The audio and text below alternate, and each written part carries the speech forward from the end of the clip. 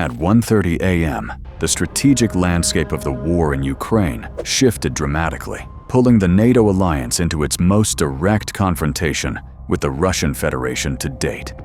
The night began with a large-scale, coordinated Russian air assault aimed at overwhelming Ukrainian defenses. Russian strategic aviation, naval assets, and ground-based launchers initiated a massive strike package targeting infrastructure deep within Ukrainian territory. This barrage consisted of over 400 one-way attack, unmanned aerial vehicles, UAVs, and a volley of more than 40 cruise and ballistic missiles, including sea-launched Kalibr and mobile Iskander variants. The primary objective was assessed to be the saturation and degradation of Ukraine's air defense network in its western regions, creating corridors of opportunity for subsequent strikes and pressuring supply lines originating from NATO territory. At 2:17 a.m., as Ukrainian air defense batteries were heavily engaged, the operational picture became critically complex.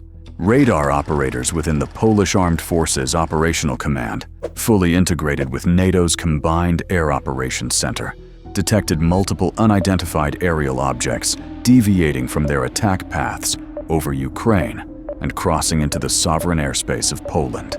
What initially could have been a minor navigational error quickly revealed itself to be a sustained and widespread incursion. Over the next several hours, Polish and NATO systems would track and confirm a total of 19 separate violations by what were assessed to be Russian attack drones. The response was immediate and executed according to established NATO protocols for an air sovereignty breach. The Polish military was placed on high alert, and fighter aircraft were scrambled. Polish Air Force F-16s roared into the night sky, their mission to intercept and neutralize the hostile assets.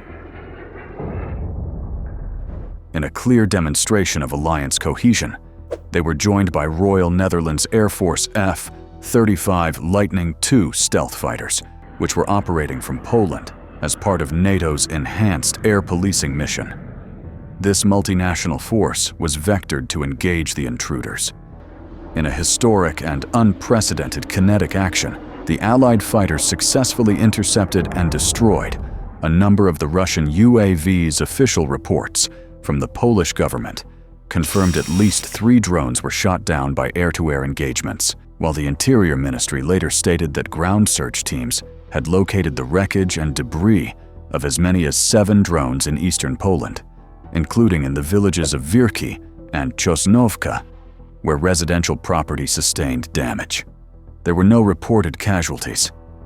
As the military operation concluded, the immediate civilian and political consequences began to mount. At approximately 4:45 a.m., citing unplanned military activity, Polish aviation authorities, in coordination with the military, ordered a temporary but total closure of the airspace over Warsaw Chopin Airport. This action, mirrored in advisories from the U.S. Federal Aviation Administration, underscored the gravity of the national security threat. By dawn, the focus shifted from the skies to the halls of power in Warsaw and Brussels. Polish Prime Minister Donald Tusk addressed an emergency session of the Sejm, the Polish Parliament, with a stark warning. "This situation brings us the closest we have been to open conflict since World War II," he stated. "We have something that goes beyond the bounds of mere provocations in our own skies." Following this grave assessment, the Polish government formally invoked Article 4 of the North Atlantic Treaty. This critical diplomatic maneuver does not trigger an automatic military response like the famous Article 5, but instead calls for urgent consultations among all 32 member states when the security or territorial integrity of any member is threatened. Prime Minister Tusk confirmed he was in direct and constant communication with NATO Secretary-General Mark Rutte. The alliance's response was swift, unified, and unequivocal. A formal statement from NATO headquarters in Brussels condemned the reckless violation of Allied airspace and confirmed that integrated NATO air defenses had played a role in countering the drones. Secretary General Rutte delivered a direct message to the Kremlin: "Stop violating Allied airspace, and know that we stand ready, that we are vigilant, and that we will defend every inch of NATO territory."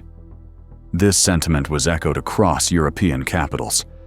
European Commission President Ursula von der Leyen called the drone incursions unprecedented, while French President Emmanuel Macron labeled them simply unacceptable. The German government assessed the flight paths as a deliberate action, not an accident. In Kyiv, the Ukrainian government framed the incident as a calculated Russian probe of NATO's defenses and political will. President Volodymyr Zelensky, in his nightly address, asserted that Ukrainian intelligence had tracked the drones moving deliberately toward Poland from the outset, stating, "This was not an accident or a mistake, but a calculated Russian activity." Ukrainian Foreign Minister Andriy Sybiha warned that any perceived weakness in the West's response would only invite further Russian aggression. Conversely, the Russian Ministry of Defense issued a complete denial. It insisted that its overnight strikes were exclusively aimed at military and energy targets within Ukraine, and that its forces had no intention to engage any targets on the territory of Poland. Moscow's statement further claimed that the drones used in the operation possessed a maximum operational range of less than 700 kilometers. A technical detail it presented as proof that the Polish accusations were a baseless myth designed to escalate the conflict. Strategic analysts note this high-risk incident is inextricably linked to the broader military posturing in the region. It occurred just days before the scheduled start of major joint military exercises between Russia and Belarus, set to take place in close proximity to the Polish and Lithuanian borders. According to the Belarusian Defense Ministry, these exercises, named Union Shield 2025, are slated to include drills simulating the use of tactical nuclear weapons and the deployment of Russia's new Oreshnik intermediate-range hypersonic missile.